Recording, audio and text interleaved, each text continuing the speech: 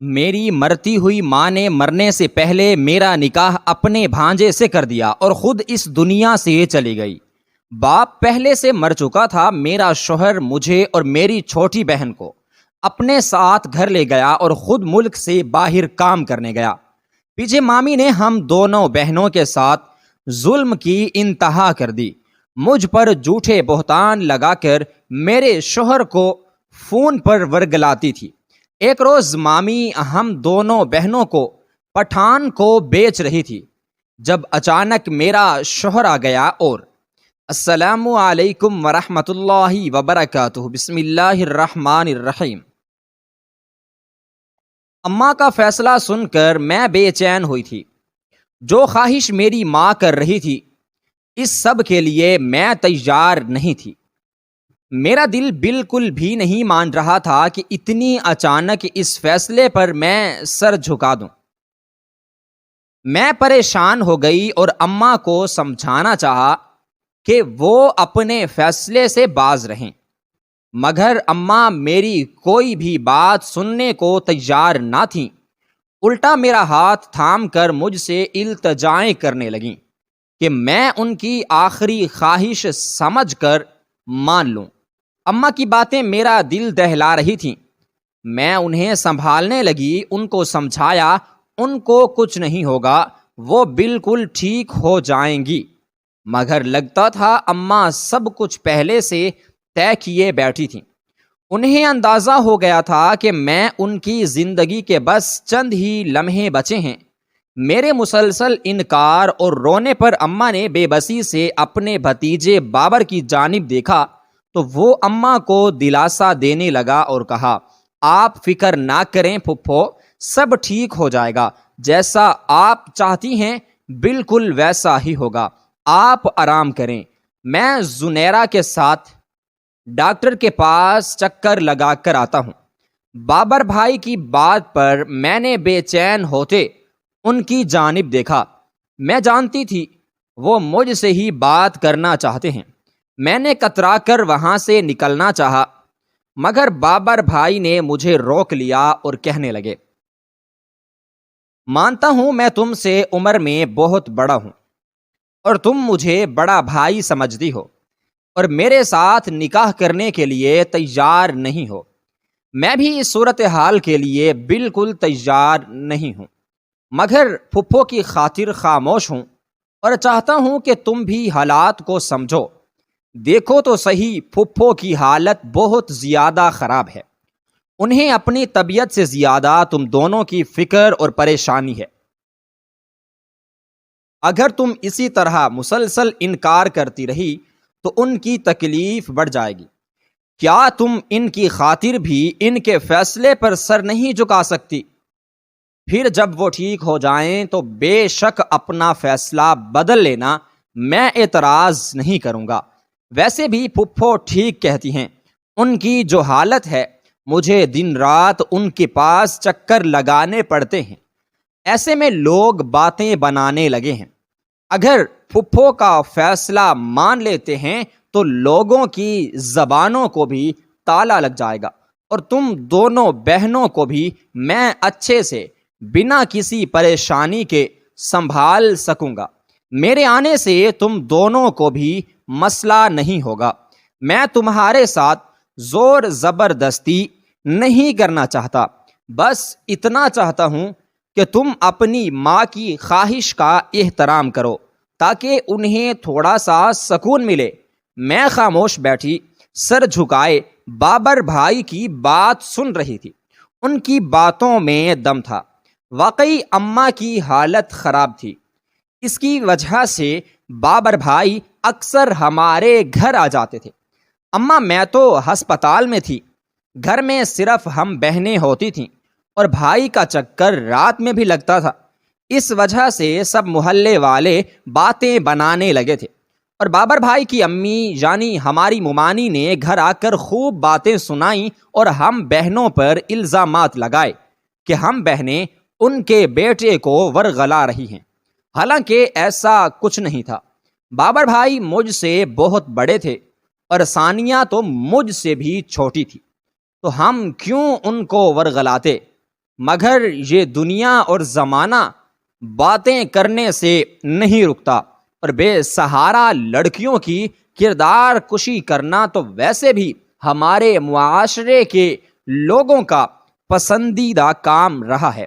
میں اماں کی بے چینی کو اچھے سے سمجھ گئی تھی، اس لیے بابر بھائی کی بات پر خاموشی سے سر جھکا لیا اور نہ چاہتے ہوئے بھی اماں کی آخری خواہش مان کر بابر بھائی سے نکاح کرنے پر تیار ہو گئی۔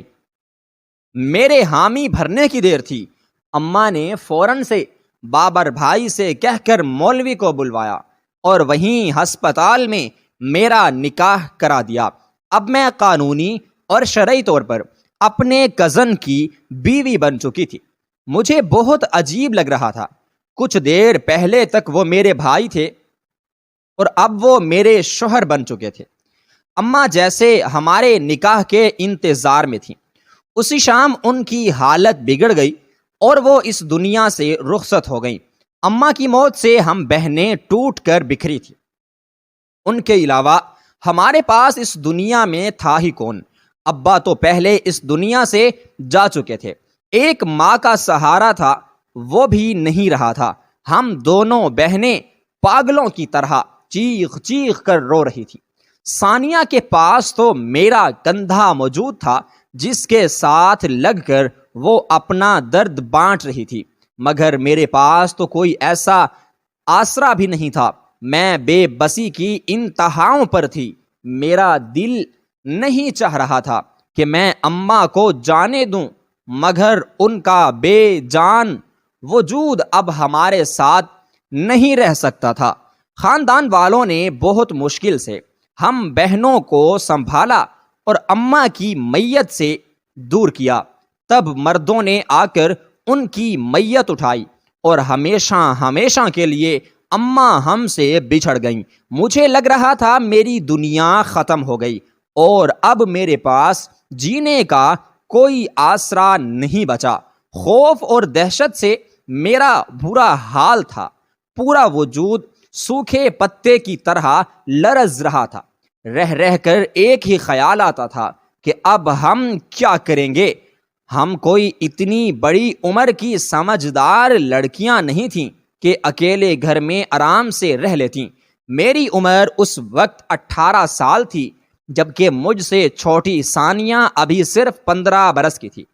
ایسے میں تنہا رہنا ہمارے لیے مناسب نہیں تھا۔ اس وقت اماں کی وفات کا صدمہ اتنا گہرا تھا کہ میں اپنا نکاح یکسر بھول چکی تھی۔ یہ بھی یاد نہیں رہا جانے سے پہلے اماں ہمارے لیے مضبوط سہارے کا انتظام کر کے گئی تھی۔ خاندان والوں کے چہرے دیکھ کر صاف صاف ظاہر ہو رہا تھا کہ کوئی بھی آگے بڑھ کر ہمارے سر پر ہاتھ رکھنے کو تیار نہ تھا۔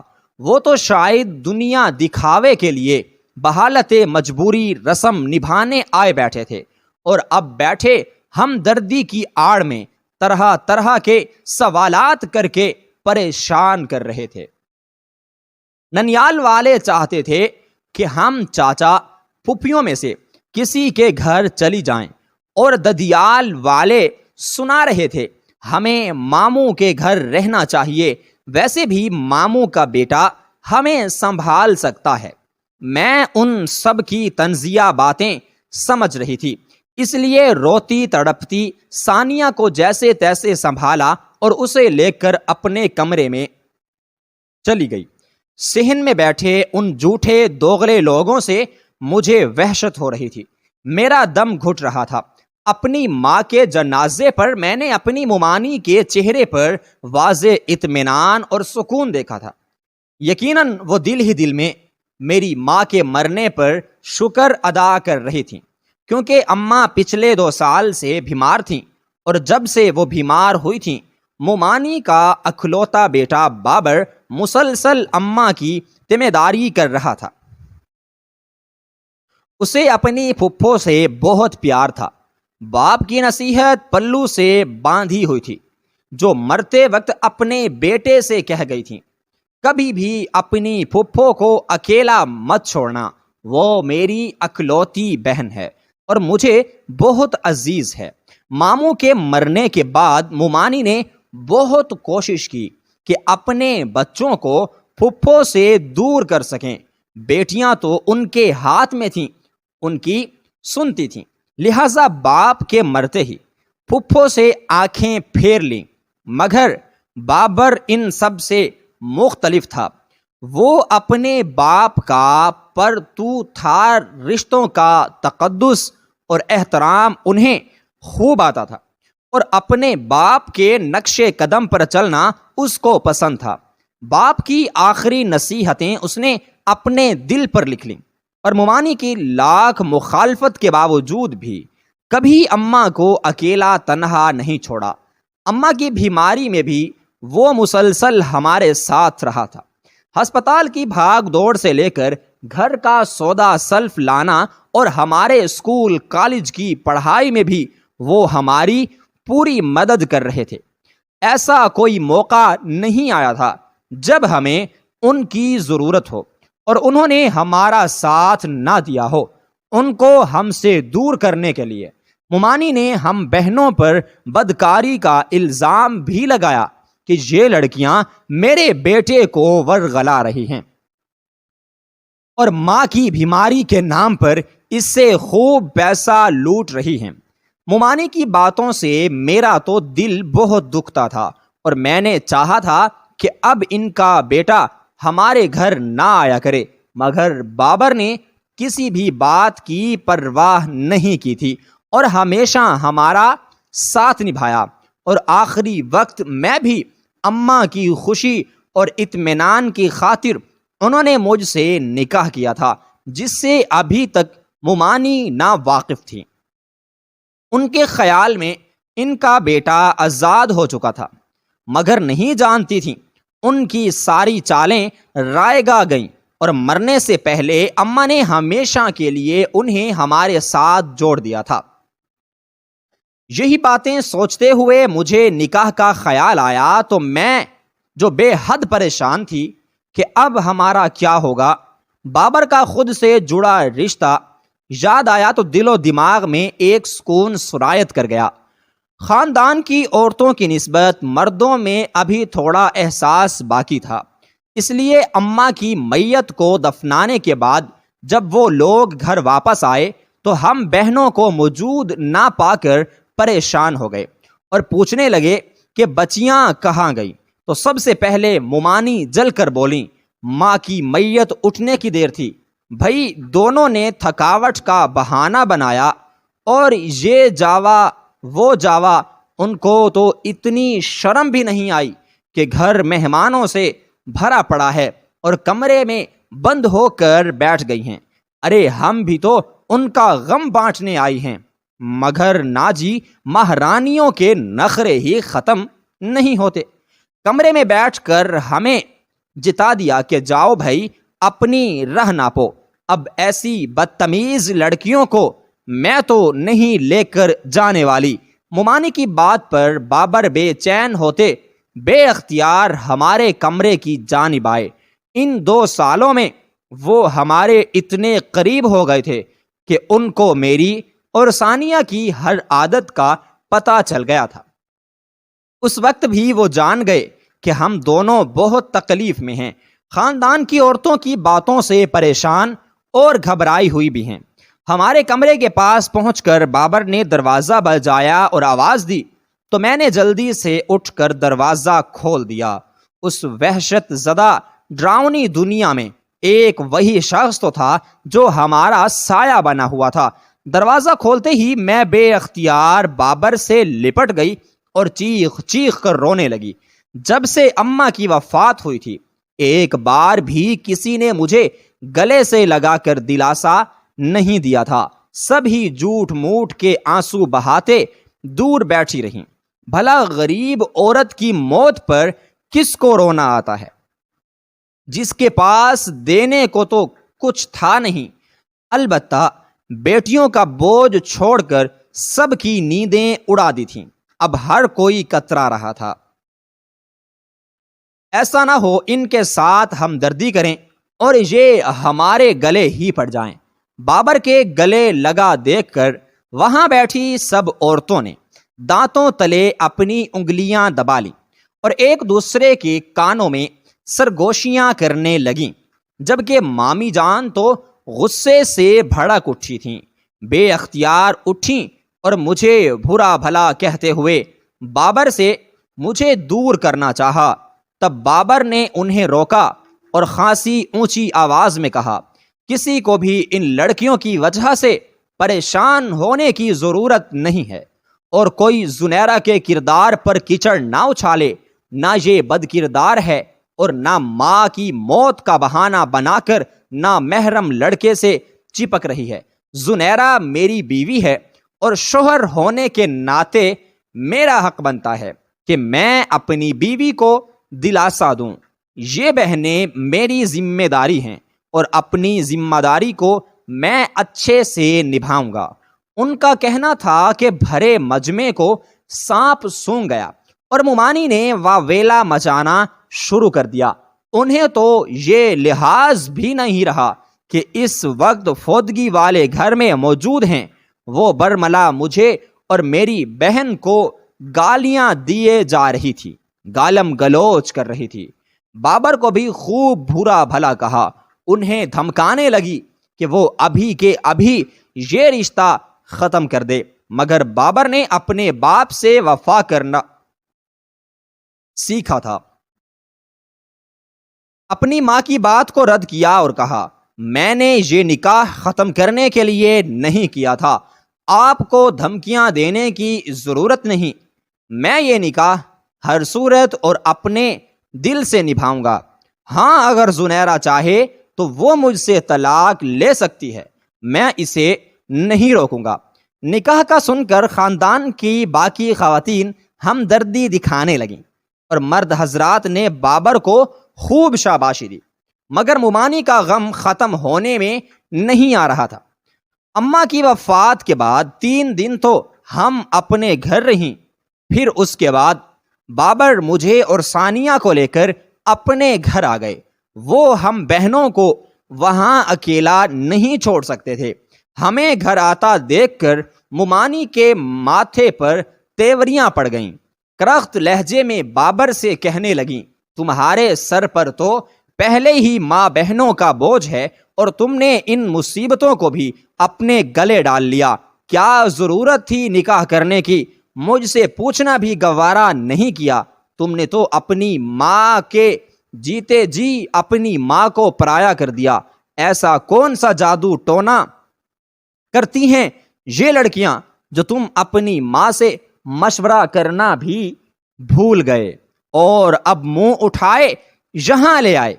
تمہیں کیا لگا میں انہیں اپنے اس گھر میں رکھ لوں گی؟ ایسا ہو ہی نہیں سکتا۔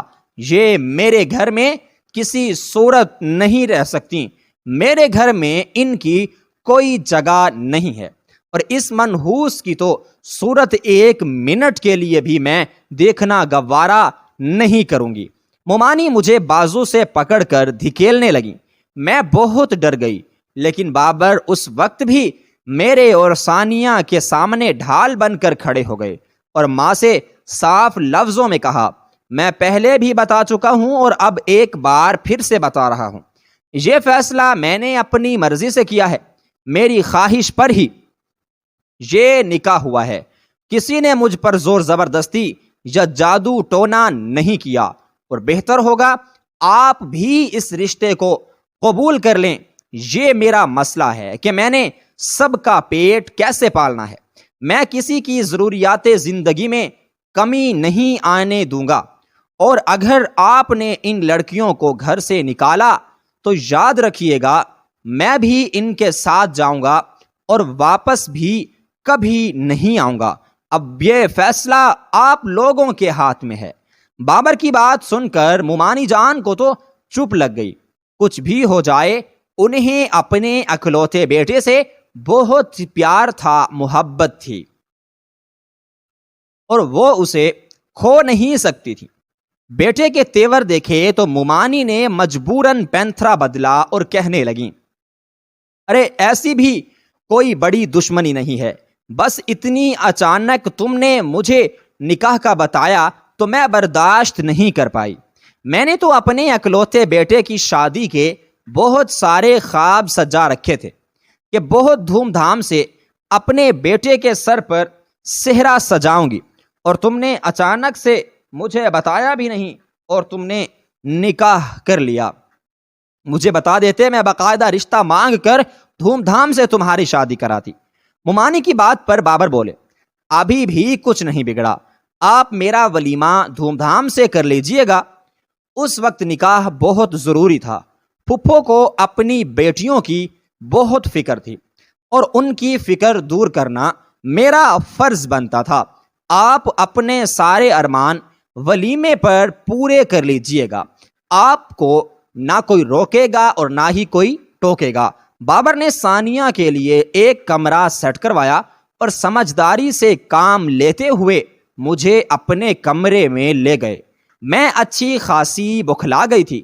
نکاح کے بعد اب رخصتی بھی اچانک کرا دی۔ مجھے بابر کے ساتھ جاتا دیکھ کر ممانی بھی غش کھا کر گرنے کو تھیں۔ وہ تو سمجھ رہی تھیں کہ بات صرف نکاح تک رہے گی، مگر بابر ان کے سامنے مجھے اپنے کمرے میں لے آیا۔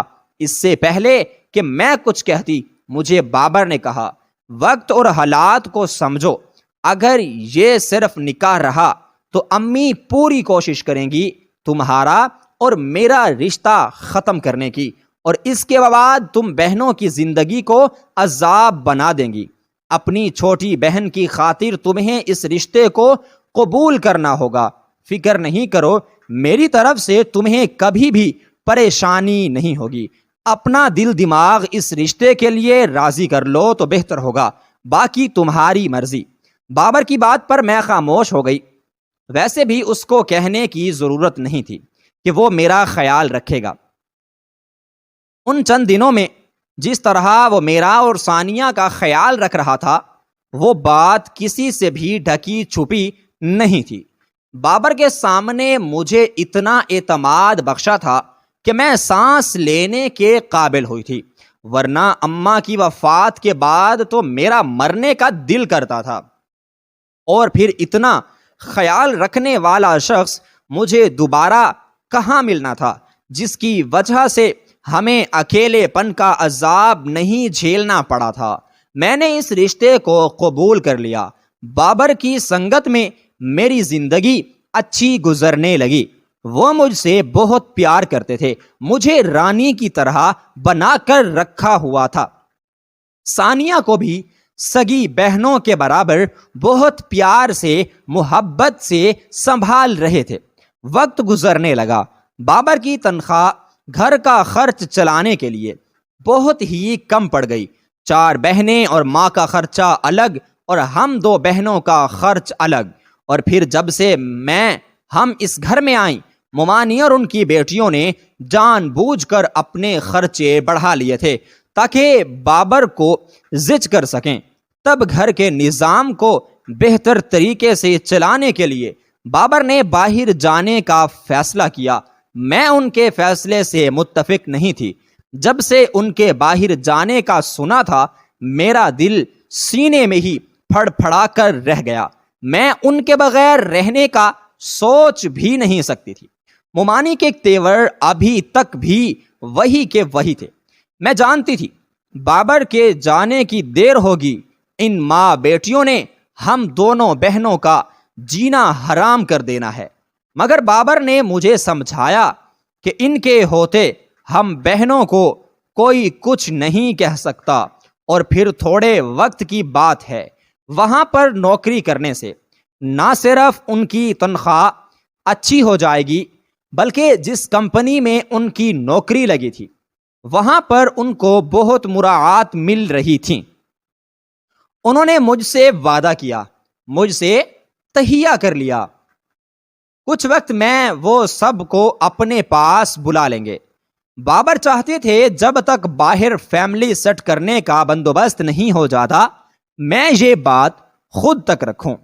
بابا چاہتے تھے ایک آخری بار میں ان کا ساتھ دوں تاکہ وہ اچھے مستقبل کے لیے کچھ کر سکیں، کیونکہ میں حاملہ ہو چکی تھی۔ بابر اپنے بچے کے دنیا میں آنے سے پہلے اپنے قدم مضبوط کرنے کی کوشش میں تھے۔ میں خاموش ہو گئی، بابر سے وعدے لیے اور دل پر پتھر رکھ کر بابر کو جانے کی اجازت دے دی۔ میری توقعات کے عین مطابق بابر کے جاتے ہی ممانی اور ان کی بیٹیوں نے ہم بہنوں پر ظلم کے پہاڑ توڑ ڈالے۔